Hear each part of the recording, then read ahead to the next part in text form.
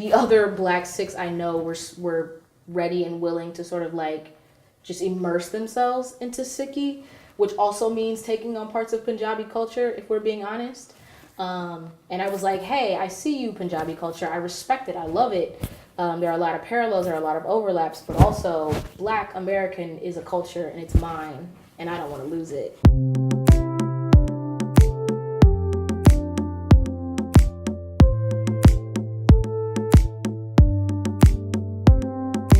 Hey guys, it's Kat, and we're here today with Smalls to talk about the intersections of being Black, woman, and Sikh. Hey, y'all. So you're Black, you're a woman, and you're Sikh. First of all, what is a Sikh? Like, what does that mean? What is a Sikh? So a Sikh is basically a student, and it's somebody who practices Sikhi. Okay. Or commonly, especially here in the West, known as Sikhism, but it's actually Sikhi is the proper name for it, though, if you say either.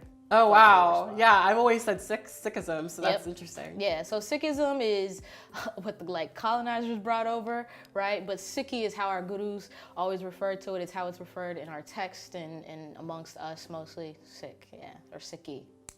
Interesting. So what is Sikhism? Obviously, we're probably not as familiar with it in the West as we are with Christianity. So, like, if you could sum it up, how would you sum it up? Ooh, okay, so it's a monotheistic religion, right?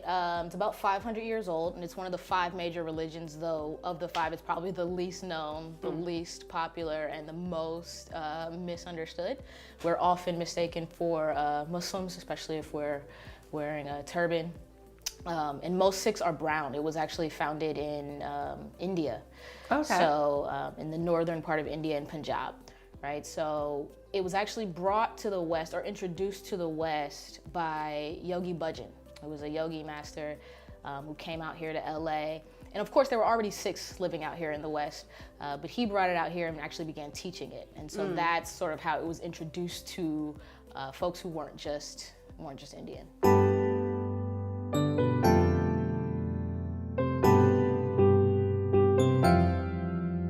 So you weren't raised with this religion? Oh, no. I was raised Christian.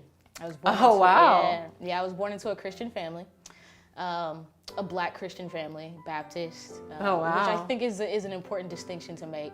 But I was raised Baptist in California, so it's a little bit different than Okay, Southern. so you're like a little chill. A little bit chill, almost progressive. non-denominational. Yeah.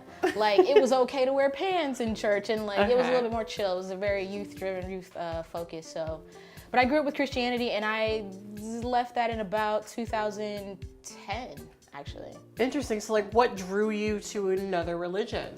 Well, I left because Christianity wasn't working for me. I had been trying for years to sort of resolve and reconcile some things, some issues that I had with it, and I couldn't. I was talking to all kind of people, my pastor, my dad, took some theology. I've always gone to Catholic school, so wow. Went to a Catholic So wait, university.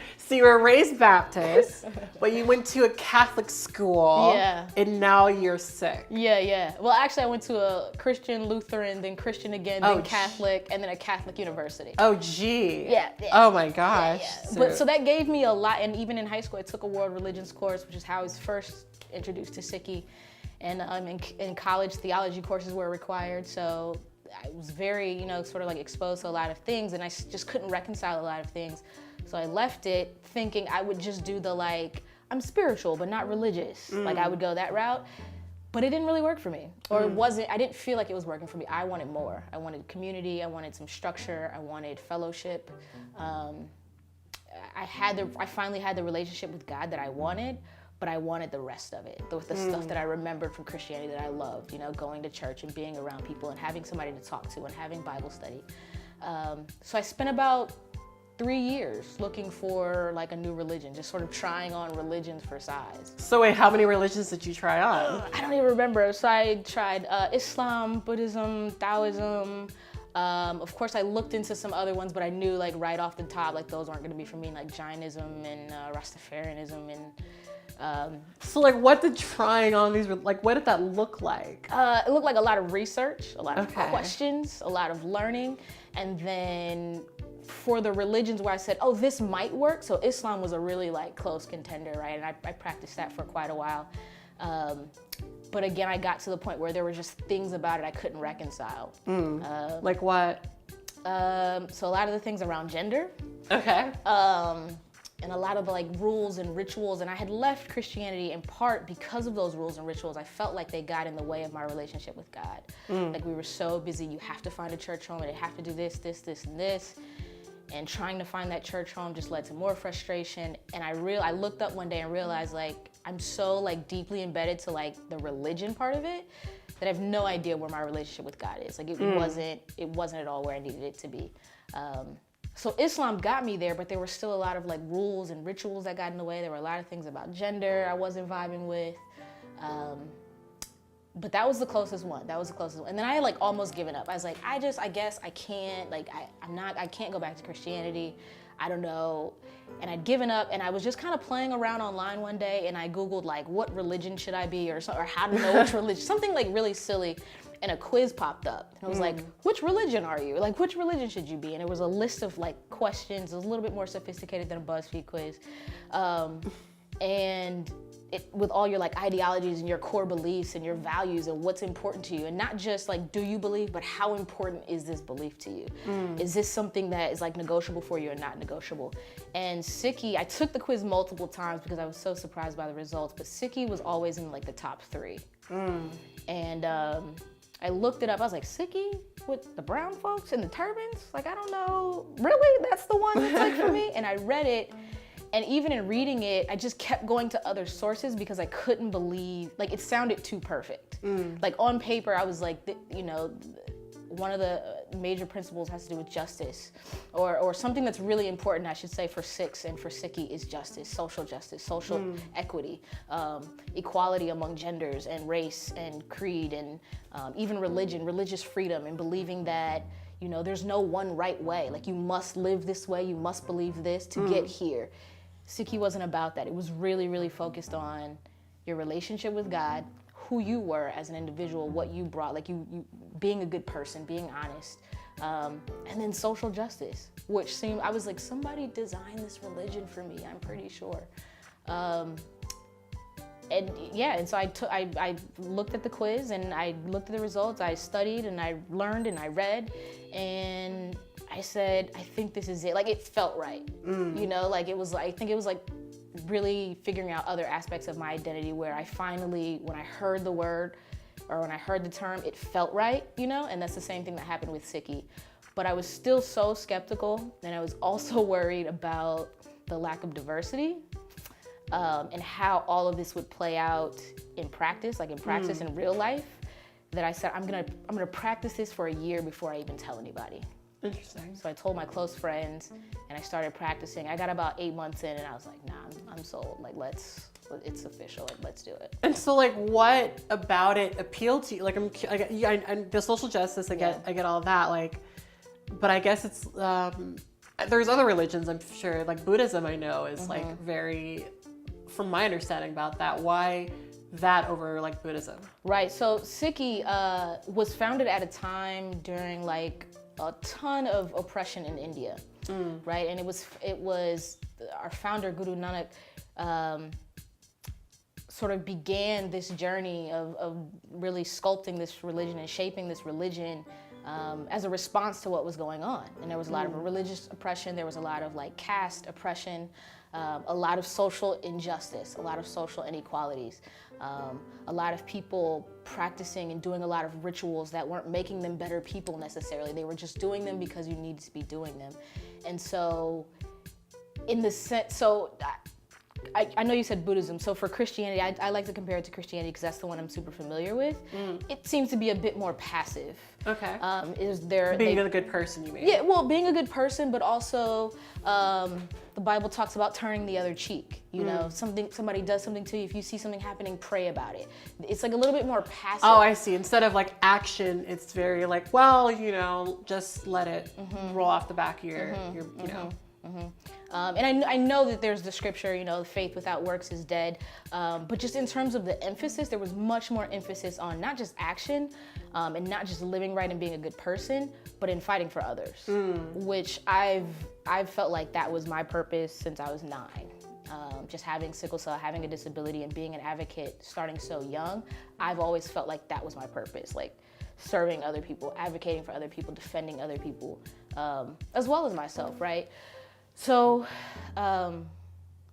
So that's really what appealed to me, that it was like, you know, one of the five Ks, as they call it, part of the Sikh uniform, especially if you're Khalsa, is a weapon. It's a sword, and that's to defend people. That's if you see something happening, yeah, you're supposed to step in. You're not just a bystander. You don't sit back and just pray about it. You actively go and you do something. You defend that person. You stand up for that person.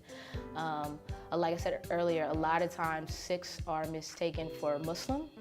And, you know, we don't say, oh, I'm not Muslim, don't harm me, right? Because we shouldn't be sort of persecuting anyone anyway, right? But that to me just kind of just shows like the thought process when you're practicing Sikhi. It's not about saying, hey, I'm not Muslim, leave me alone. It's like, okay, I'll take this, but also I need to do something about this. Hearing you talk, I'm thinking, because I was raised very Christian, and I went to Christian private school, so I was deep into it. And I remember the feeling that I had about religion at the time, because not only was I Christian, but like when I went to secular school, you know, because that's how I thought about it. Yeah. You know, I was really preachy, and I was preachy really on the basis of I have the truth. This is the absolute truth. Absolutely. There is no other truth. Yeah. And that's that. And as great as it would be if things were another way, this just is the truth. It's like religious elitism. Yep. And so, like, hearing you talk, you know, you're talking a lot about finding something that appeals to you or fits within your worldview. I guess, how do you feel about? Because I guess like the feeling I had in Christianity was very like, you know, you may feel this way, but the truth is this. But this is the right way. This is the right way. Yeah. You know, and I guess there are people who could hear you talk about religion and think, well, you know, you're just trying to find something that suits you and your worldly way of viewing things and not necessarily what is objectively true. So how would you sort of respond to people who might have that reaction? I would say you're exactly correct. That's exactly it. Because that's what Sikhi teaches. I know in Christian proselytizing, right? Yeah. Mission work and going out and teaching and spreading the good word is paramount to being a good Christian, right? To being like a faithful servant. The problem with that is that if you take the world into consideration, cultures are so different. Everybody's so different. Like I don't believe, and I never have. That's the thing. Even when I was Christian, even when I was deep into it, I always had a problem with that part of it because I never felt like this is the only right way. And if you do not go this way, if you do not do these things, if you do not believe this, if you do not know Jesus, you are going to burn in a fiery pit forever. That never really worked for me because I thought, well, what about people who never have the opportunity to hear about Jesus or God or Christianity? You're telling me you're telling me on one hand, God created the world and it is as God wants it. But then God would make it so that there's this whole sect of people who don't even have a chance to go to heaven. So those things, they never really gelled with me. And in fact, Sikhi teaches the opposite, religious freedom. So in our religious text, in our scriptures, there's actually parts of it are from Muslim saints and Hindu saints. So it's not just Sikhi. It's not just Sikh leaders and Sikh saints. So that was, and this is the thing, like when people ask me like why Sikhi, literally everything about it. Like the religious freedom being such a big part it's a major thing, you know? Like the fact that you could be Christian and this person can be Muslim and I can see value in all of those religious practices. Because ultimately at the end of the day, I really believe most religions have the same like core beliefs, right? Especially monotheistic religions. You have the same core belief where you believe there's a higher power, you believe there's some type of supreme being, and then like how you go about getting to where you want to go, whether it's rebirth or heaven or whatever, it's generally the same idea, right? That's what the religion is about. And so Sikhi just says that there's more than one way to do that. There's more than one road to take to get to where you're trying to go.